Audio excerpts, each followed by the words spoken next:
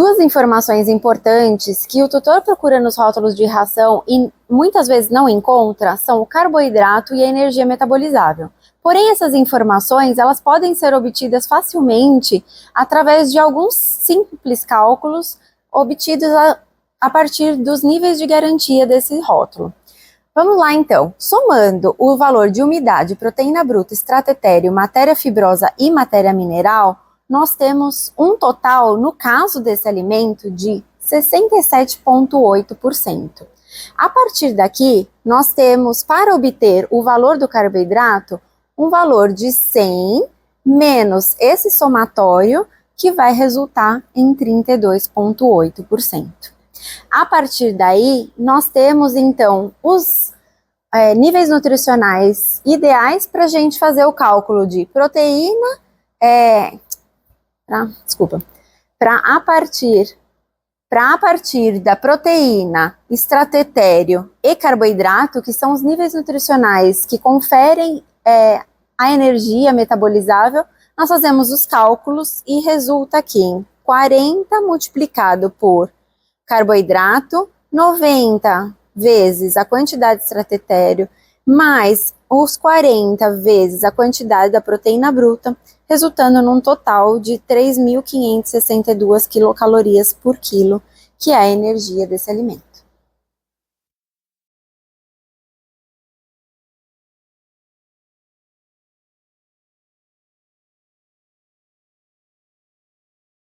Olá pessoal, tudo bem? Para finalizar, a gente vai bater um papo agora com a Vivian com as principais perguntas de vocês mandaram aqui no nosso WhatsApp. Bom, vamos lá. Ó. Vivian, primeira pergunta. Quais são as principais diferenças entre as categorias de rações? Peraí, deixa eu responder, vamos ver se eu tirei nota 10 aí, ó. Vamos lá, pelo que eu entendi, pelo que você explicou agora há pouco, quanto maior a categoria, melhor para o pelo, pele e as fezes. Quanto maior a categoria, maior nível de proteína e complexo de vitamina, é isso mesmo? Por aí. Nós temos algumas categorias, né, econômica, standard, premium, especial premium e super premium. E com o passar dessas categorias, nós temos uma melhor qualidade dos níveis nutricionais, mais proteína, extrato etéreo, menor quantidade de fibras e matéria mineral, e isso leva a uma digestibilidade maior desse alimento, um aproveitamento maior. Consequentemente, nós temos uma redução das fezes e, com certeza, uma qualidade de vida, uma longevidade maior para esses animais. Bacana, passei perto, pessoal, você viu, né? Quase lá, um 9, vai. Foi. Vamos lá na próxima pergunta aqui, vamos lá. Ó, Vivian, tem uma pergunta aqui bem interessante, ó. Por que se dá tanta importância ao nível e qualidade da proteína na escolha da ração? Muito boa a pergunta.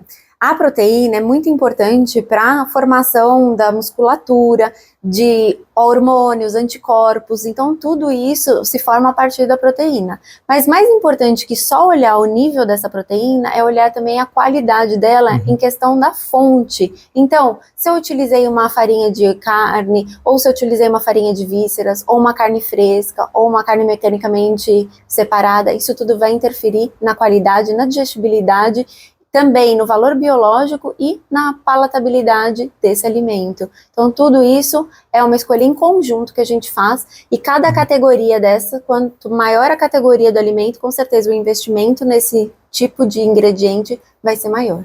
Legal, então não é só nível, também tem a qualidade, né? Exatamente. Então, quais são as qualidades? Farinha, né? Quais são as proteínas mais usadas? As mais utilizadas são farinha de carne e ossos, geralmente nas categorias econômica e standard, mas elas têm uma maior matéria mineral. E isso interfere ali na questão também da digestibilidade.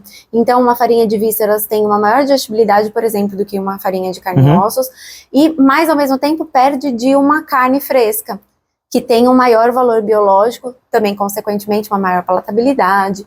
Então, essas categorias vão sendo diferenciadas também por causa disso. Legal, então nessas linhas mais econômicas, por ter uma proteína de menor qualidade, então não vai saciar tanto o animal quanto uma carne mecanicamente separada ou uma carne fresca, certo? Na verdade, vai interferir de forma conjunta, porque a digestibilidade de uma proteína mais selecionada, ela vai realmente ser maior, e então, consequentemente, o animal vai ter uma densidade calórica maior, então ele vai consumir menos produto e, consequentemente, vai ter um menor volume de fezes. Muito legal. Pessoal, vamos para a próxima pergunta, vamos lá. Ó, Vivian, isso aqui é bem legal, hein? eu acho que é uma das principais dúvidas dos nossos funcionários. Qual que é a diferença de uma ração para gato adulto para uma ração de gato castrado? Ótima Pode nos ajudar? pergunta. Quando a gente está na fase de formular um alimento para um gato castrado, na verdade nós temos que utilizar estratégias nutricionais, porque esse animal ele já tende a ganhar mais peso, né? Então nós temos que utilizar um alimento de uma densidade calórica mais baixa, e então nós baixamos o nível de estratério, que é a gordura desse alimento. Além disso, geralmente esses alimentos têm um nível de proteína mais alto e também um nível de fibras mais alto. Tudo isso para a gente promover uma maior saciedade desse alimento. Então essa fibra selecionada, nós utilizamos fibras que vão permitir uma taxa de passagem mais lenta para que esse alimento fique mais tempo até ser eliminado pelas fezes e as enzimas digestivas consigam trabalhar e ele se sinta mais saciado.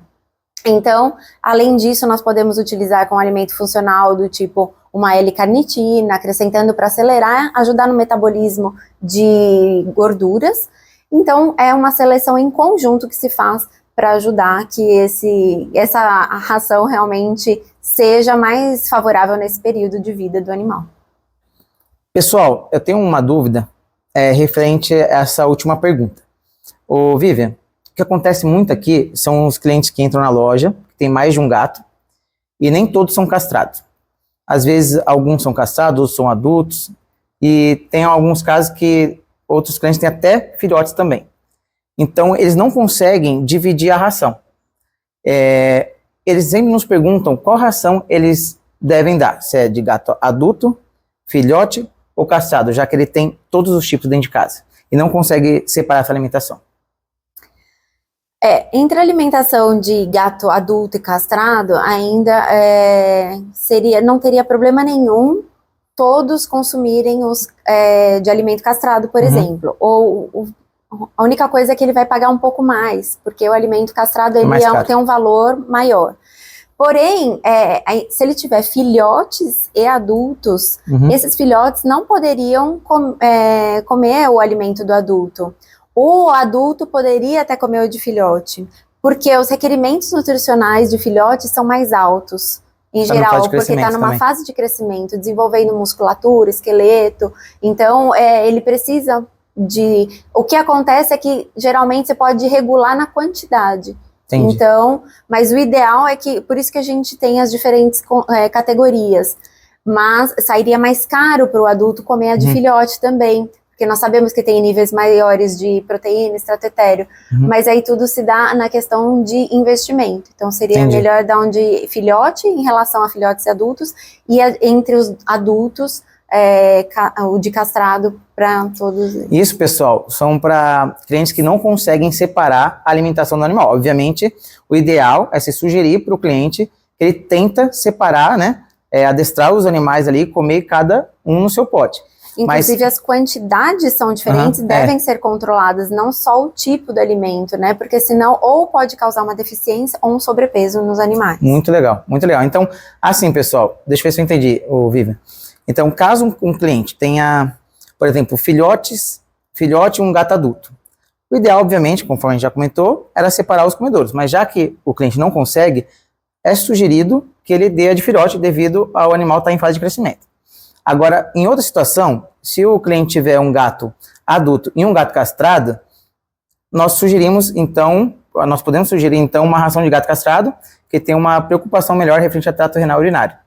Tá certo a minha informação? Sim, no caso, não é necessário para os adultos, em geral, que não tem essa condição, mas para os outros que estão nessa condição, não seria prejudicial. Entendi.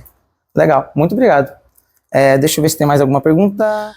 Bom, vamos lá, pessoal. Tem outra pergunta, mas antes eu tenho uma pergunta pessoal aqui. O ômega na ração serve só para pelagem?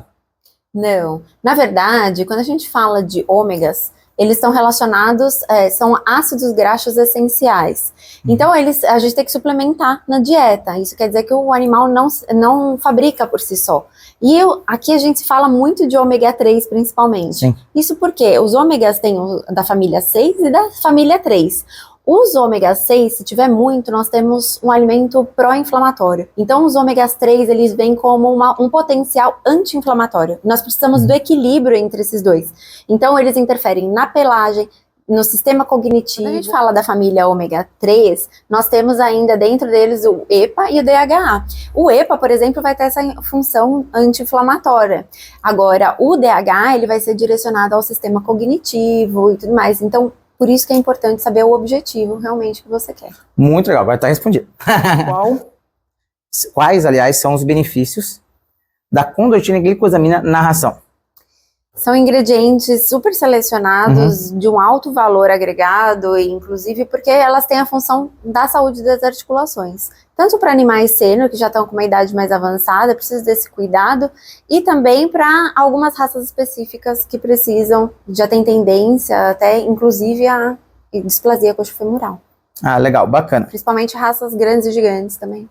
Interessante. Eu vou ler aqui a próxima pergunta.